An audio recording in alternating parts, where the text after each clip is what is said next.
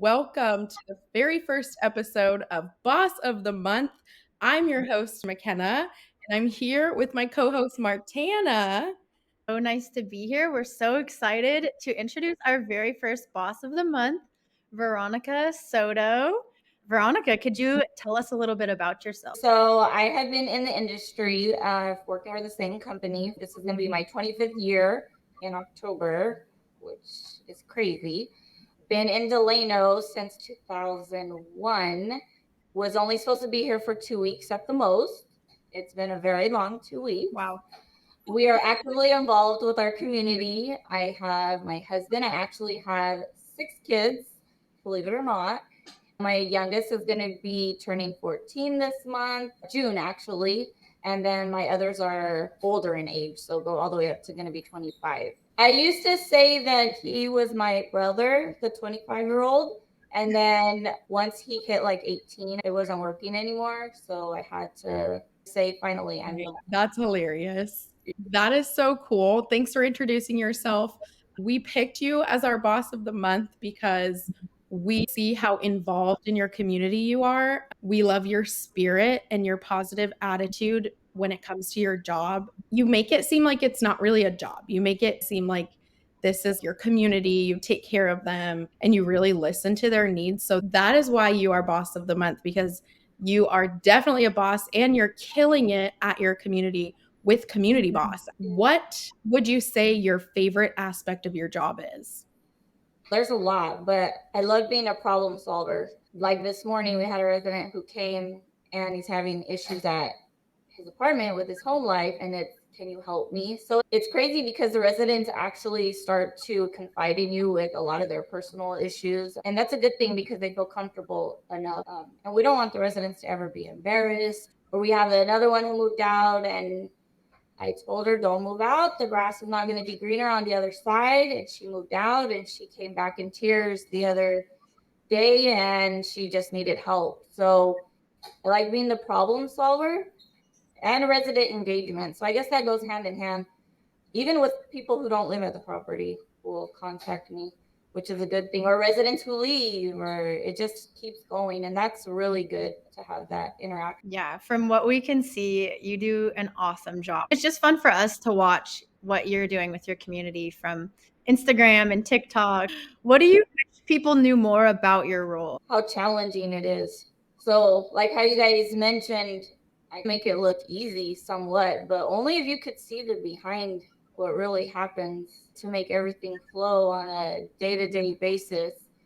So it's challenging and it's hard to leave work at the door. I know they say you go home and leave it at work, and that's not the case when you're involved with your residents. So I'll be sleeping with one eye open and dreaming about what I need to do for this event. It's just really challenging and to be able to manage it all. But you guys help with managing like a boss for sure.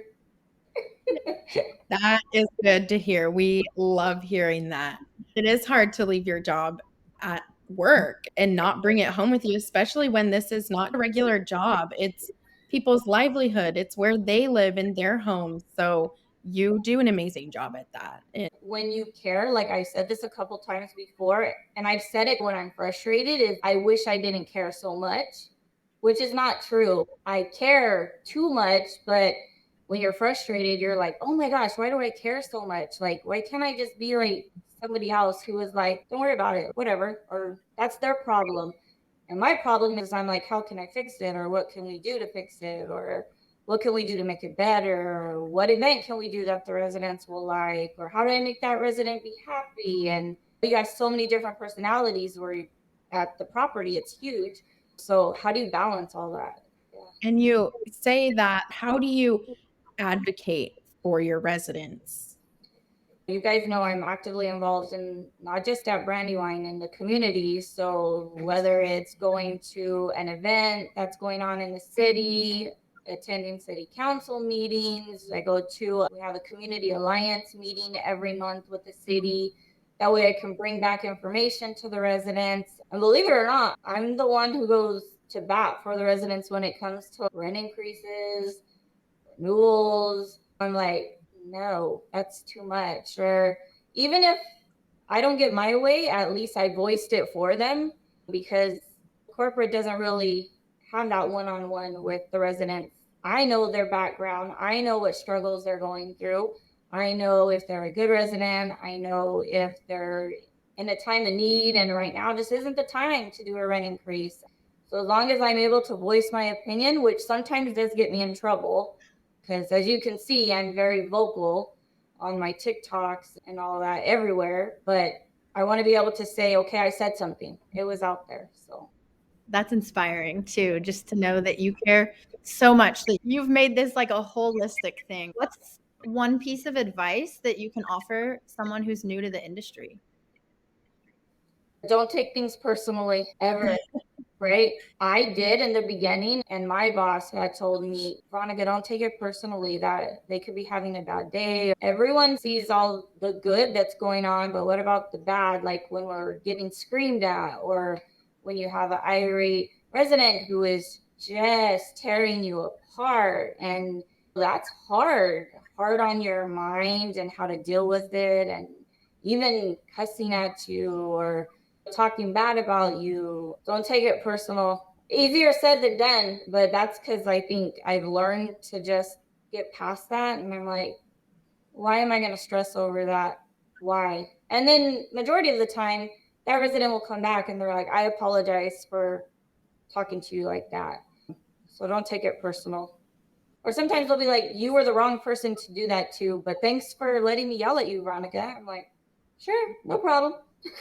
But taking it personally is a biggie. That seems like it would probably be the hardest part too, is combating people, but also you're an advocate for them. So finding a balance between that, yeah, definitely. That's a great piece of advice. After all of that, how do you use Community Boss to manage like a boss, be a boss at your job? How do you plug it into your day to make it work for you? How do we not use it? You guys know I'm the number one fan. I could talk about parking boss, community directory forever. So it all started with parking. We were having such a horrible time with parking, and our parking was out of control. And I was to the point where I'm like gonna pull my hair out. I can't do this anymore.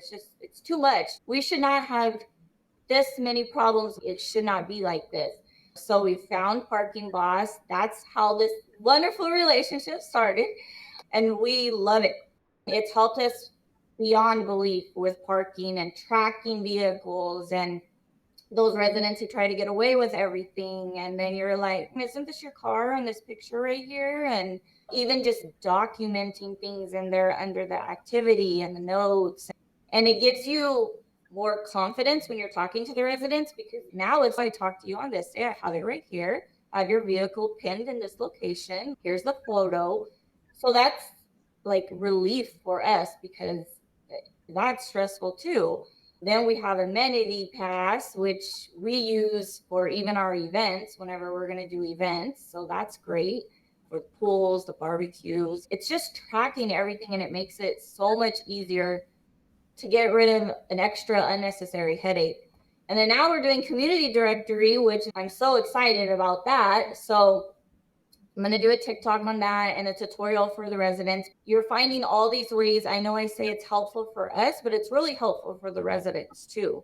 Community directory, now they don't have to worry about their package getting lost. So it's just helpful. Anything we could do to help the residents and be happy, that's good too. It's just helped us in so many ways. So I always say, when it comes to budgeting, you could get rid of whatever you want, but we're not getting rid of this. So it's not happening. It's not even up for discussion. So it's not going to happen. Yeah. It's because I believe in it, because I see how great it works. Like it really does work, especially if you're familiar with how to use it, then use it to the fullest. And that's what we do. To go from terrible parking to solving those issues is just so awesome for us to see. So now that we've reached the end of our questions, this is your chance to plug anything you want to plug, whether it's like favorite book, favorite movie lately, or you've been talking about your TikTok. So maybe what your TikTok is. We need to get back on TikTok. I love TikTok because the residents could see that we're actually humans, right? There's a funny side to us too. We're not always so serious. So I think that's why I really enjoy it, because I've had residents who say, I had such a horrible day and I went on your TikTok and you were being so silly. It just made my day. So I always tell them, like, if you're having a bad day, just go on TikTok and watch me be a fool. Real quick, I do Thank want to give a shout out to my husband for tolerating me for all these years. So he's actually in the industry. He's our maintenance supervisor, but he puts up with a lot, which I'm sure a lot of husbands do, or significant other, because like we said, this isn't a 8 to 5 or 7 to 4 or 9 to 6. Like it's nonstop. you. Have to be when you have 6 kids and how many community members that are like your kids. Thank you so much for being our boss of the month. We appreciate you and all that you do for your community. Keep managing like a boss.